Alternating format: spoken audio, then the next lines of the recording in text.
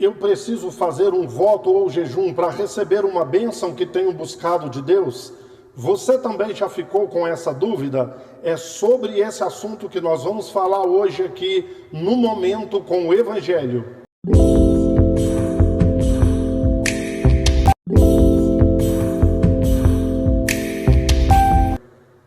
Bem, queridos, eu já disse em outras oportunidades e vou dizer para você que jejum e voto nunca foram objetos de troca ou moeda de troca com Deus. Faz isso, Deus te dá aquilo. Faz o jejum que Deus te responde. Faz um voto que Deus te dá isso, Deus te dá aquilo. Deus, ele permitiu que essas coisas acontecessem no Antigo Testamento. Mas essa nunca foi a intenção de Deus. Deus não é Deus de trocas, Deus não é Deus de barganha. Nós não temos que dar nada para Deus para que Ele nos dê alguma coisa em troca. Como eu disse, não só o voto, não só o jejum, mas Deus permitiu no Antigo Testamento, se você fizer isso, você vai ser abençoado com aquilo. Mas essa nunca foi a intenção de Deus. Principalmente na nova aliança, é que você não tem que pagar preço nenhum. Jesus já pagou todos os preços necessários. Se não, vejamos, presta atenção no Deus que ensinaram para você. Ele é o Deus Todo-Poderoso e se Ele quiser, Ele pode te abençoar. Ele pode fazer o impossível, Ele pode fazer o milagre. Mas se você não fizer um jejum pedindo para Ele, Ele não te responde. Se você não fizer um voto, você pode estar necessitando tanto que for, que Deus não vai te dar. Agora, por N motivos, tem pessoas que não podem, não conseguem fazer jejum ou votos. Então essas pessoas ficariam sem a bênção de Deus? E explicando a você que nunca foi moeda de troca, preste atenção. Eu te convido a ler Isaías 58, o início do capítulo ali. Então, ele diz assim, o jejum que eu quero é que você solte as ataduras das pessoas, solte aqueles que estão em prisões, que você cuide do órfão, da viúva, do necessitado. Este é o jejum que eu quero. Então, o verdadeiro jejum para Deus é cuidar, ajudar as pessoas nas suas necessidades. Esse é o verdadeiro jejum. Agora você vai entender o texto de que quando perguntaram Jesus nos evangelhos, por que nós jejuamos? E os discípulos de João Batista também. E os seus discípulos não jejuam? E Jesus diz assim, pode os convidados do noivo ficarem jejuando enquanto estão na festa do casamento? Mas vai chegar a hora que o noivo vai ser tirado deles. E nessa hora eles deverão jejuar. Ok? Porque, querido, quando Jesus estava na terra, ele cuidava dos órfãos, das viúvas, dos necessitados. Ele colocava pessoas em liberdade. Ele libertava as pessoas, ok? Agora, Jesus foi tirado. Ele voltou aos céus. E os discípulos dele devem jejuar. Ou seja, os discípulos dele devem cuidar dos órfãos, das viúvas e dos necessitados. Ok? Jejum, querido, voto não é necessário mais. Era coisa do Antigo Testamento.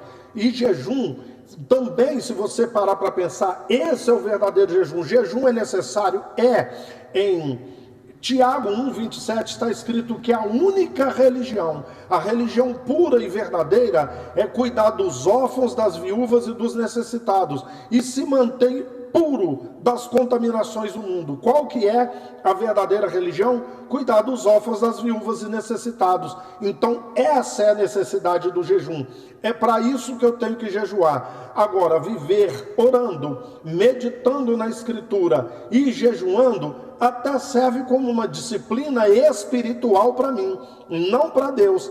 Então a mentalidade é, se eu jejuar, se eu pagar o preço, se eu orar, Deus responde. Se eu não pagar o preço, Ele não responde. Então Deus, Ele precisa de uma moeda de troca. Me dá e eu te dou.